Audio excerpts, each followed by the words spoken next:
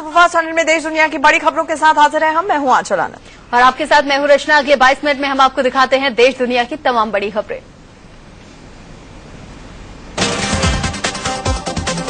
वरिष्ठ पत्रकार और बाबा रामदेव के सहयोगी वेद प्रताप वैदिक और आतंकी हाफिज सईद की मुलाकात पर सियासी बवाल मच गया है। इस मामले को लेकर राज्यसभा में जमकर हंगामा हुआ, जिसके चलते राज्यसभा की कार्रवाई 2 बार स्थगित करनी पड़ी।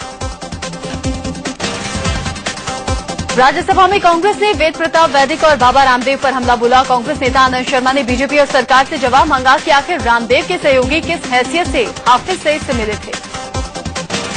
राज्यसभा में कांग्रेस के नेता आनंद शर्मा ने केंद्र सरकार पर भी हमला बोला और कहा कि अधिकारियों की जानकारी या इस्लामाबाद में भारतीय दूतावास के सहयोग के बिना ये मुलाकात नहीं हो सकती थी। उन्होंने विदेश मंत्रालय से इस मामले में सफाई देने की मांग की।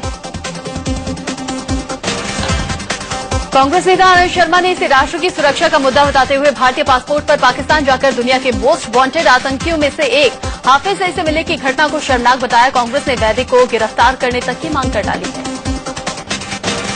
राज्यसभा में वैदिक हाफिज मुलाकात पर अरुण जेटली ने जवाब भी दिया। उन्होंने कहा कि सरकार ने वेद प्रताप वैदिक को हाफिज सईद से मिलने के लिए नहीं भेजा था। ये उनकी व्यक्तिगत मुलाकात है।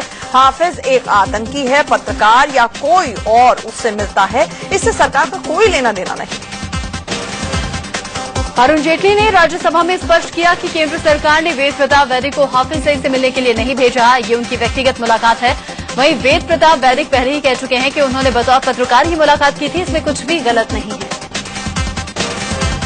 कांग्रेस पर हमला करते हुए वैदिक ने कहा कि हाफिज सईद जैसे लोगों से मिलने के लिए बहुत हिम्मत चाहिए। उन्होंने कहा कि सलमान खुर्शीद और मणिशंकर अय्यर भी पाकिस्तान जाने वाले मंडल में थे शामिल, लेकिन वो हाफिज से नहीं मिले। जो कांग्रेसी नेता मेरी आलोचना कर रहे हैं वो अपने नेता को वहां भेजते तो उनका पजामा गीला हो जाता और उनको स्ट्रेचर पे लाद के बाहर लाना पड़ता। वैदिक ने यह भी कहा कि इस मुलाकात की तस्वीर उन्होंने खुद फेसबुक पर पोस्ट की है। उन्होंने कहा कि अपने पाकिस्तानी दौरे में उन्होंने नवाज शरीफ के साथ अन्य पाकिस्तानी नेताओं से मुलाकात की और बतौर पत्रकार उन्होंने किसी से भी मिलने में कोई गुरेज नहीं दिखाया। दरअसल ये सारा हंगामा उस समय शुरू हुआ जब वेद प्रताप वैदिक ने फेसबुक पर हाफिज सईद से मुलाकात वाली तस्वीरें पोस्ट की। पाकिस्तान में हुई इस मुलाकात की तस्वीर सार्वजनिक होते ही सियासत में भूचाल आ गया। वैदिक हाफिज सईद की मुलाकात को लेकर कांग्रेस केंद्र सरकार पर निशाना साध रही है। कांग्रेस नेता मनीष तिवारी ने कहा कि सरकार के करीबी लोग देश के दुश्मनों से मिले, ऐसा इससे पहले कभी नहीं हुआ था। गृह मंत्री राजनाथ सिंह से जब मीडिया ने पूछा कि हाफिज सईद और वेद प्रताप वैदिक की मुलाकात की आपको जानकारी थी क्या, तो उन्होंने मुस्कुराते हुए चुप्पी साध ली और गाड़ी में बैठकर चलते बने। सूचना प्रसारण मंत्री प्रकाश जावड़ेकर ने हाफिज वैदिक मुलाकात पर कहा कि सरकार का पत्रकार वैदिक की पाकिस्तान यात्रा से कोई संबंध नहीं है। साथ ही उन्होंने कहा कि हाफिज सईद भारत के लिए आतंकवादी ही है। पत्रकार के इंडिविजुअल प्रवास का भारत सरकार से कोई लेना देना नहीं, क्योंकि भारत सरकार बिल्कुल साफ है कि हाफिज सईद एक का भारत सरकार से कोई लेना देना नहीं, क्योंकि भारत सरकार बिल्कुल साफ है कि हाफिज सईद एक आतंकवादी है, भारत पर हमलावर है। बहुजन समाजवादी पार्टी की मुखिया मायावती ने वेद प्रताप वैदिक और हाफिज सईद की मुलाकात मामले की जांच कराने की मांग की है। मायावती ने कहा है कि हाफिज सईद से मुलाकात एक गंभीर मामला है, इसकी जांच होनी चाहिए। योग गुरु बाबा रामदेव वेद प्रताप वैदिक के पक्ष में आ गए हैं। रामदेव ने कहा कि वैदिक एक पत्रकार की हैसियत से हाफिज सईद से मिले होंगे, उनका काम है लोगों से मिलना। कांग्रेस इस मुद्दे पर बेवजह शोर शराबा कर रही है। हाफिज सईद से मुलाकात के बाद वेद प्रताप वैदिक ने बताया कि हाफिज ने ये कहा कि उसे मोदी के पाकिस्तान आने पर कोई आपत्ति नहीं है। हाफिज सईद ने कहा कि पाकिस्तान भारतीय प्रधानमंत्री नरेंद्र मोदी का स्वागत करेगा। इराक में चल रहे युद्ध में भारत के 4 युवाओं के शामिल होने की खबर पर गृह मंत्रालय ने महाराष्ट्र सरकार से रिपोर्ट तलब की है। एक अंग्रेजी अखबार में खबर छपी थी कि मुंबई और ठाणे के 4 युवक इराक में आईएसआईएस संगठन में शामिल हो गए हैं। परिजनों ने सरकार से मदद की गुहार लगाई है। चारों लड़कों की उम्र 20 साल के आसपास बताई जा रही है। उनके घर वालों ने कल्याण पुलिस के पास गुमशुदगी की रिपोर्ट भी लिखा दी है। वो चिट्ठी भी पुलिस को सौंप दी गई है जो उनके बेटों की तरफ से भेजी गई। इंडियन एक्सप्रेस के मुताबिक मुंबई और ठाणे के 4 भारतीयों के आईएसआई संगठन में शामिल होने की खबर है। मुंबई से सटे कल्याण के एक शख्स ने ये बात अखबार को बताई, जिसे अपने बेटे के आतंकियों से मिले होने की आशंका है। अखबार के मुताबिक कल्याण के उस शख्स ने बेटे की चिट्ठी का हवाला दिया है। ठाणे के 3 लड़कों के परिजनों को भी शक है कि उनके बेटे आतंकियों के साथ शामिल हैं। इन सभी लड़कों के घर वाले गृह मंत्री से मुलाकात करना चाहते हैं। आतंकी संगठन लश्कर-ए-तैयबा की नई रणनीति का खुलासा हुआ है। लश्कर-ए-तैयबा ने जम्मू कश्मीर में अपने कार्यकर्ताओं से कहा है कि पकड़े जाने पर वो अपनी उम्र 18 साल से कम बताएं। नाबालिग बताए जाने पर उसके खिलाफ आईपीसी नहीं बल्कि किशोर न्याय अधिनियम के तहत ही मामला दर्ज होगा, जिसमें अधिकतम 3 साल की सजा का प्रावधान है। ट्राई संशोधन बिल लोकसभा में पास हो गया है। लोकसभा में बिल पास होने से पीएम के प्रधान सचिव नृपेंद्र मिश्र नियुक्ति का रास्ता लगभग साफ होता हुआ दिख रहा है। लोकसभा में टीआरएआई संशोधन बिल को लेकर टीएमसी, एनसीपी, बीएसपी, एसपी और एआईएडीएमके ने सरकार का समर्थन किया। टीएमसी ने भी यू टर्न लेकर सरकार का साथ दे दिया। पहले टीएमसी कांग्रेस के साथ बिल का विरोध कर रही थी। लोकसभा में बिल पेश होने पर विरोधियों ने हंगामा किया। कांग्रेस, जेडीयू और सीपीआई नृपेंद्र मिश्रा की नियुक्ति के खिलाफ है। विरोध के बाद भी सरकार का पक्ष मजबूत होने से बिल आसानी से पास हो गया। लोकसभा में पास होने के बाद अब टीआरएआई संशोधन बिल को राज्यसभा भेजा जाएगा। राज्यसभा में एनडीए के पास बहुमत नहीं है, लेकिन अगर लोकसभा की ही तर्ज पर पार्टियां उन्हें समर्थन दे देती हैं तो बिल आसानी से पास हो सकता है। ट्राई कानून के मुताबिक इसके अध्यक्ष को रिटायर होने के बाद केंद्र या राज्य सरकारों से जुड़े किसी पद पर नहीं रखा जा सकता, जिसे देखते हुए मोदी सरकार ने 28 मई को अध्यादेश के जरिए नृपेंद्र मिश्र की पीएम के प्रधान सचिव के रूप में नियुक्ति की थी। यूपी कैडर के 1967 बैच के आईएएस अधिकारी नृपेंद्र मिश्रा 5 साल पहले टीआरएआई यानी कि भारतीय दूरसंचार नियामक प्राधिकरण के चेयरमैन पद से रिटायर हुए थे। मिश्र 2006 से 2009 तक टीआरएआई के चेयरमैन थे। मोदी सरकार में महिला और बाल विकास मंत्री मेनका गांधी ने कहा कि बलात्कार और हत्या जैसे जघन्य मामलों में नाबालिग आरोपियों को भी बालिगों जैसी सजा मिलनी चाहिए। मेनका गांधी ने कहा कि इससे उनमें कानून का डर पैदा होगा। मेनका गांधी ने आंकड़ों का हवाला देते हुए कहा कि करीब 50% यौन अपराध 16 साल से कम उम्र के किशोर अंजाम देते हैं। उन्होंने कहा कि ऐसे आरोपी जानते हैं कि कोई भी सख्त सजा उन्हें नहीं मिलने जा रही है, इसीलिए वो अपनी उम्र का नाजायज फायदा उठाते हैं। नाबालिगों को सजा के मामले में कांग्रेस ने मेनका गांधी का समर्थन किया है। कांग्रेस नेता शोभा ओझा ने कहा कि अगर नाबालिग जैसा संगीन अपराध करते हैं तो उन्हें सजा भी अपराध के मुताबिक ही मिलनी चाहिए। सांसद मेनका गांधी के खिलाफ गाजियाबाद के कविनगर थाना इंचार्ज को धमकी देने की रिपोर्ट एसएसपी को सौंप दी गई है। आरोप यह है कि मेनका गांधी ने फोन पर थाना इंचार्ज AK सिंह को वर्दी उतरवा देने की धमकी दी थी। एक स्कूल में लंगूर पकड़े जाने की शिकायत के बाद मेनका गांधी पर धमकी देने का आरोप लगा। ब्रिक्स देशों के सम्मेलन में शामिल होने पीएम नरेंद्र मोदी आज बर्लिन से ब्राजील के लिए रवाना होंगे। आज और कल ब्रिक्स देशों का सम्मेलन है। 15 जुलाई को यानी कि कल मोदी ब्रिक्स देशों के राष्ट्राध्यक्षों से मुलाकात करेंगे। इससे पीएम मोदी जर्मनी की राजधानी बर्लिन पहुंचे थे। पीएम नरेंद्र मोदी के साथ वित्त राज्य मंत्री निर्मला सीतारमण भी गई हैं। साथ ही पीएम के प्रतिनिधिमंडल में राष्ट्रीय सुरक्षा सलाहकार AK डोभाल, विदेश सचिव सुजाता सिंह और वित्त सचिव अरविंद मायाराम भी शामिल हैं। माना जा रहा है कि मोदी और जिनपिंग के बीच में व्यापार बढ़ाने, व्यापार असंतुलन दूर करने के अलावा सीमा विवाद पर चर्चा होगी। इसके अलावा नथी वीजा और घुसपैठ मामले पर भी दोनों के बीच में बातचीत होने की उम्मीद है। ब्रिक्स सम्मेलन के बाद मोदी 16 जुलाई को ब्राजील की राजधानी ब्राजिलिया में दक्षिण अमेरिका के नेताओं से भी मुलाकात करेंगे। इसके बाद 17 जुलाई को मोदी स्वदेश लौटेंगे। पीएम नरेंद्र मोदी की गैर मौजूदगी में गृह मंत्री राजनाथ सिंह सरकार में नंबर 2 की हैसियत से कामकाज देखेंगे। इससे पहले चर्चा थी कि मोदी अपनी गैर मौजूदगी में किसी दूसरे नेता को नंबर 2 की जिम्मेदारी नहीं सौंपेंगे। कांग्रेस में एक बार फिर राहुल गांधी की नेतृत्व क्षमता पर सवाल उठे हैं। भोपाल के पूर्व सांसद गुफरानेन आजम ने कहा है कि राहुल को राजनीति नहीं आती है। इससे पहले दिग्विजय सिंह समेत कई नेता उनकी लीडरशिप पर सवाल उठा चुके हैं। आरजेडी अध्यक्ष लालू प्रसाद यादव ने आज देवघर कोषागार से जुड़े चारा घोटाले में अपना बयान दर्ज करवाया। लालू सीबीआई की विशेष अदालत में पेश हुए और बयान दर्ज करवाया। चारा घोटाला मामले में लालू यादव को सीबीआई की विशेष अदालत से 5 साल की सजा हो चुकी है, जिसमें उन्हें जेल भी जाना पड़ा था। फिलहाल उन्हें इस मामले में सुप्रीम कोर्ट से जमानत मिली हुई है।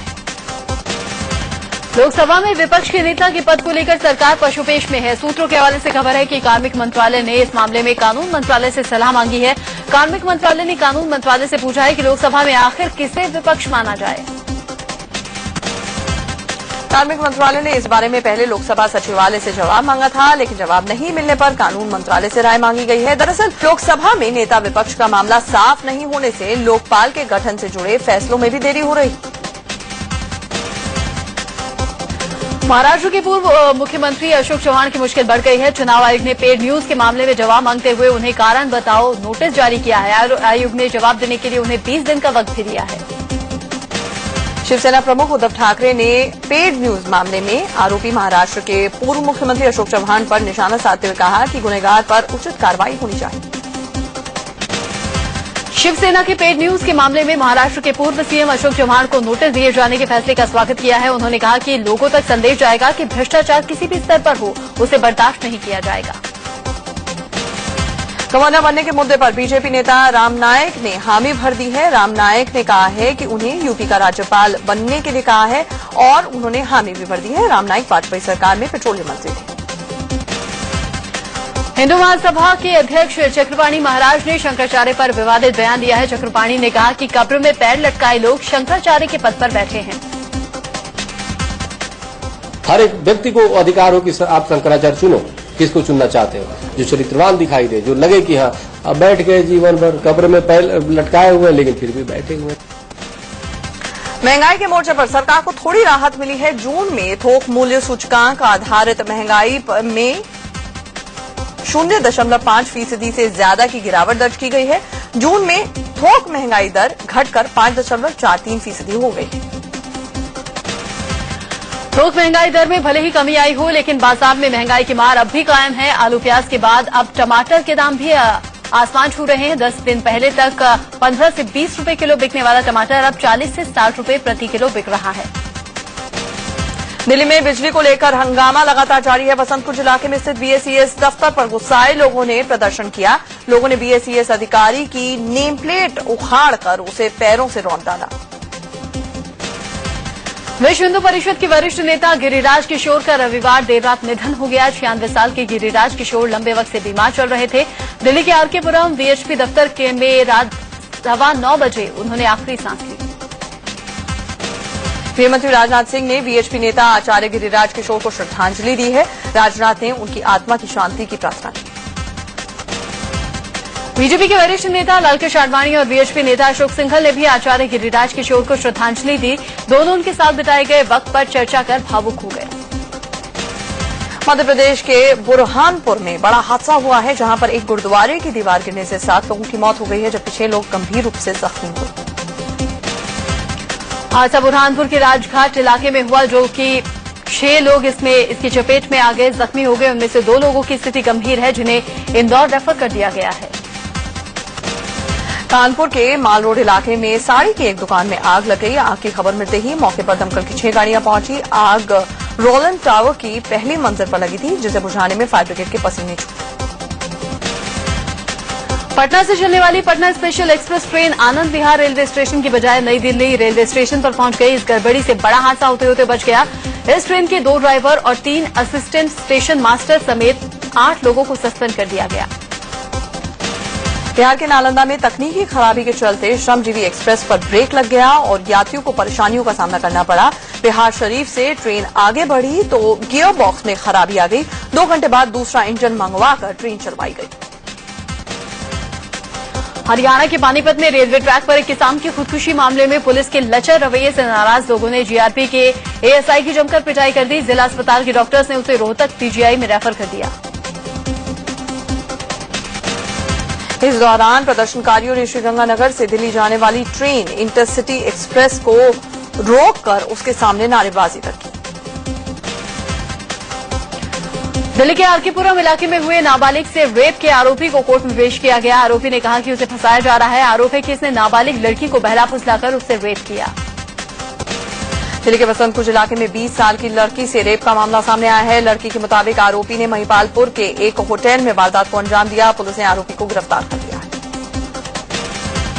आगरा के खंदौली इलाके में एक नाबालिग लड़की से गैंगरेप का मामला सामने आया है। 9वीं क्लास में पढ़ने वाले छात्रा 12 जुलाई से लापता थी। इसके बाद ये बेहोशी की हालत में नहर के किनारे मिली। लड़की ने बताया कि 3 लड़कों ने अगवा करके उसके साथ गैंगरेप किया। दिल्ली के आरएमएल अस्पताल परिसर में एक मरीज ने 4 मंजिला इमारत से कूदकर जान दे दी। खुदकुशी की वारदात तड़के हुई। दिल्ली के वसंत विहार इलाके में एक दिल दहलाने वाली घटना सामने आई है। रामपाल नाम के शख्स ने अपने बीवी पर चाकू से कई हमले किए, फिर खुद को चाकू घोंप लिया। दोनों को गंभीर स्थिति में अस्पताल पहुंचाया गया।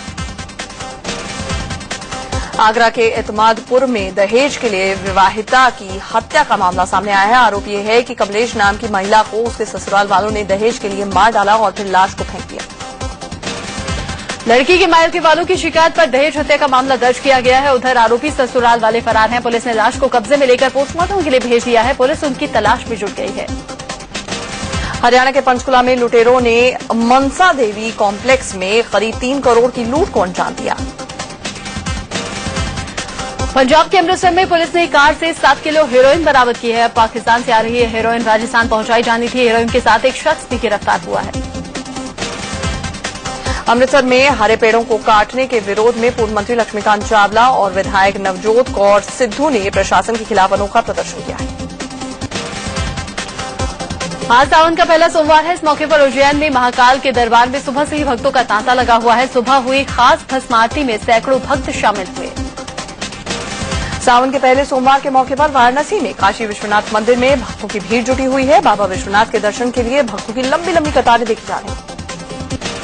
भगवान शिव के 12 ज्योतिर्लिंगों में से एक देवघर के बाबा बैद्यनाथ धाम मंदिर में भी सावन के पहले सोमवार को खासी रौनक देखी जा रही है। सुबह से ही बाबा के रुद्राभिषेक के लिए भक्तों की भीड़ उमड़ी हुई है। तीर्थ नगरी हरिद्वार में भी सावन के पहले सोमवार के मौके पर भक्तों की भीड़ जुटी हुई है। गंगा में डुबकी लगाने के बाद श्रद्धालु शिव पूजा कर रहे हैं। वहीं अयोध्या में भी सोमवार की खासी रौनक देखी जा रही है। गाजियाबाद के दुधेश्वर मंदिर में भी भक्तों का तांता लगा है। राजधानी दिल्ली में भी सुबह से ही श्रद्धालुओं का शिव मंदिरों में पहुंचने का सिलसिला जारी है। सावन की पहली सोमवार की खासी रौनक देखने को मिल रही है। सावन के सोमवार के पहले दिन नई दिल्ली रेलवे स्टेशन से शाम 5:30 बजे वैष्णो देवी के लिए पहली श्री शक्ति एक्सप्रेस ट्रेन रवाना होगी। 655 किलोमीटर का सफर पूरा करने के बाद ट्रेन सुबह 5:10 पर कटरा स्टेशन पहुंची। वापसी के लिए श्री शक्ति एक्सप्रेस रोज रात को 10:55 पर कटरा से छूटेगी और अगले दिन सुबह 10:45 पर नई दिल्ली स्टेशन पहुंचेगी। ये ट्रेन रोजाना चलाई जा रही है। शंकराचार्य स्वरूपानंद सरस्वती के साईं बाबा पर दिए बयान के बावजूद भक्त साईं पर अपना सब कुछ न्यौछावर करने के लिए बिल्कुल तैयार हैं। शिरडी के साईं मंदिर में 23 जून से 10 जुलाई के बीच में 14 करोड़ 78,51,000 रुपए का चढ़ावा चढ़ा।